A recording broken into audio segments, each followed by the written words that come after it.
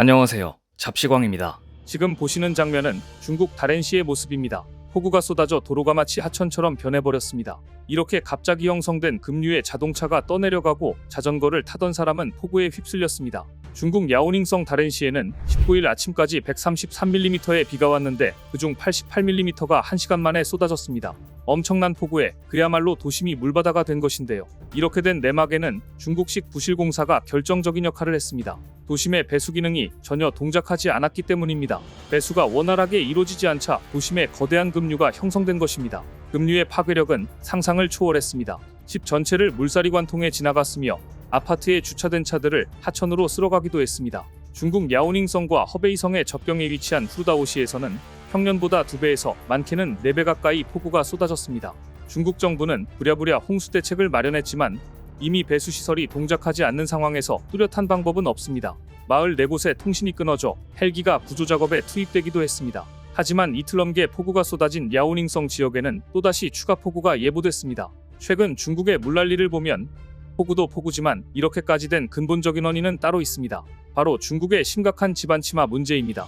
중국 대학연합연구팀의 조사에 의하면 중국의 대도시 45%는 매년 3mm씩 가라앉고 있습니다. 지하수 유출 때문에 지반이 침하되었고 해수면 상승이 겹치면 홍수 피해가 예전보다 훨씬 자주 발생하고 있다는 이야기입니다. 지난 20세기부터 급격한 도시화를 겪는 중국에서 도시의 45%가 매년 3mm 이상 가라앉고 있다는 연구 결과가 나왔습니다. 영국 BBC는 국제적인 학술지 사이언스에 게시된 중국 주요 도시들의 지반 침하에 대한 전국 단위 조사 논문을 인용해 다음과 같이 보도했습니다. 전문가들은 지하수 유출이 가장 큰 원인이라며 상수도 개선 등으로 침식을 멈추지 않으면 향후 해수면 상승과 맞물려 도심 내 홍수 피해가 예상된다. 게시된 논문은 베이징 대학을 포함해 중국 주요 대학에서 근무하는 63명의 연구진이 합동으로 작성한 것이었습니다. 연구진은 중국 주요 도시의 침하 정도를 조사하기 위해 2015년부터 2022년까지 인구 200만 명 이상의 도시 82곳을 조사했는데요. 이들은 유럽 우주국이 운영하는 지구 관측위성 센티넬-1호의 레이더 자료를 이용해 고도 변화를 측정하는 동시에 지상에서 수신한 위성항법 장치 신호를 분석했다고 합니다. 분석 결과 조사 대상 지역의 45%는 매년 3mm씩 가라앉았습니다. 10mm 이상 급속하게 가라앉는 지역은 훈밍 난닝, 원저우 푸저우, 정저우 핑딩샨, 베이징 텐진 등이었습니다. 해당 지역에 사는 인구만 6,700만 명에 달하는 지역이었습니다. 이미 상하이는 1920년대 이후 3m 이상 가라앉고 있습니다. 이 정도면 중국 대륙도 일본 못지않게 위험한 상황입니다. 연구진은 급격한 도시화에 따른 건물 무게가 지반 침하에 영향을 끼쳤지만 가장 큰 원인은 지하수 유출이라고 지적했습니다. 이러한 현상은 이미 미국 휴스턴, 인도 델리를 포함한 전 세계 주요 도시에서도 나타나고 있습니다.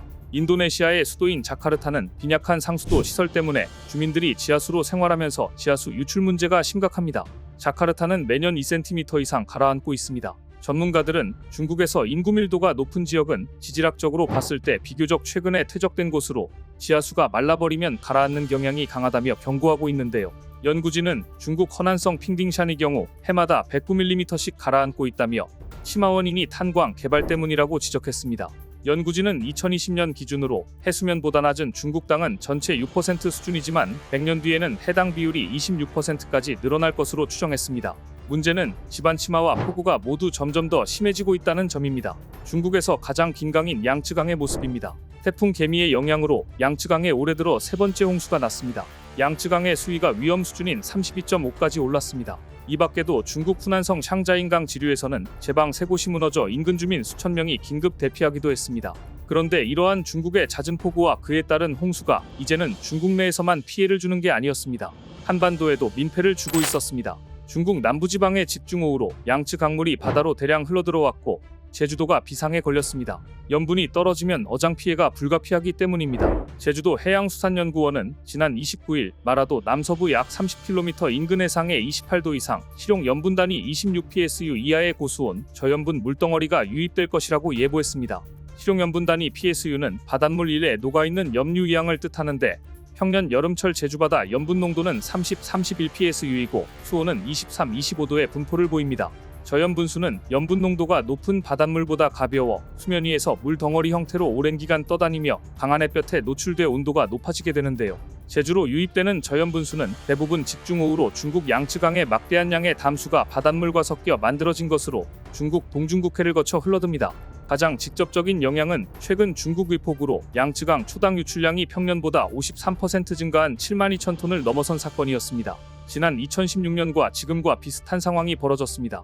당시 8, 9월에도 제주 서부바다의 염분농도 23, 26 PSU, 수온 30, 31도의 고수온, 저염분수가 대거 유입돼 서귀포시 안덕면, 대정읍, 제주시 한경면 등에서 소라, 전복 등이 폐사하는 피해가 발생했습니다. 1996년에도 중국발 고수온 저염분수가 유입돼 60억 원 상당의 막대한 피해를 준 바 있습니다. 그런데 중국이 주는 민폐는 한국만이 아니라 북한에도 엄청난 타격을 준다는 분석이 나왔습니다. 얼마 전 북한 북부 국경지대에 내린 기록적인 폭우로 압록강 수위가 위험선을 훨씬 넘어섰고 평안북도 신의주시와 의주군의 여러 섬 5천여 명의 주민이 고립되는 사태가 발생했습니다. 거대한 흙탕물이 쓸고 간 북한 신의주의 모습입니다. 지난달 25일, 29일 북한 신의주와 의주군에 내린 큰 비로 집과 농경지가 침수되고 도로와 철로가 끊기는 등 큰 피해가 났습니다. 북한은 신의주를 포함해 압록강에 인접한 평안북도와 자강도, 양강도 지역을 특급재해 비상지역으로 선포하고 사태 수습에 나섰습니다. 압록강 하류는 평소에도 폭우가 내리면 강이 범람하는 상습 홍수 취약 지역으로 꼽혀왔습니다. 그런데 어찌된 일인지 이번 폭우로 많은 비가 쏟아지면서 신의주 주변을 흐르는 압록강 면적이 폭우가 내리기 전보다 3배 이상 늘어난 것으로 나타났습니다.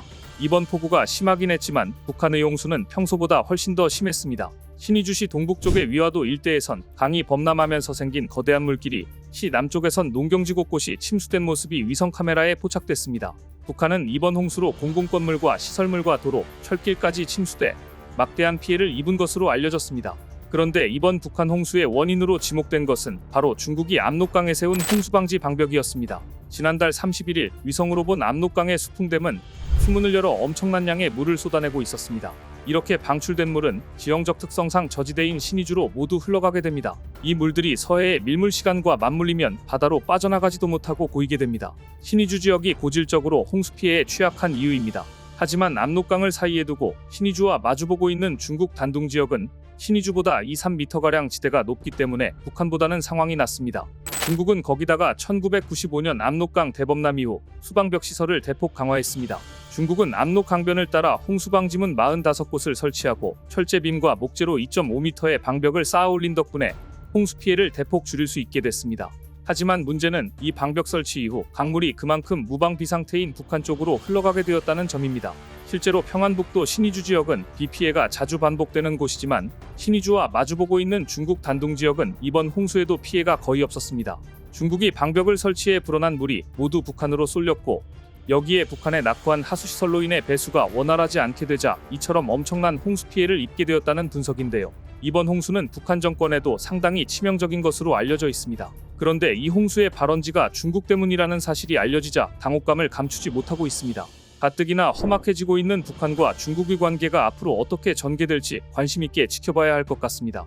오늘 준비한 소식은 여기까지입니다. 댓글을 통한 여러분들의 많은 의견 기다리겠습니다. 시청해주셔서 감사합니다.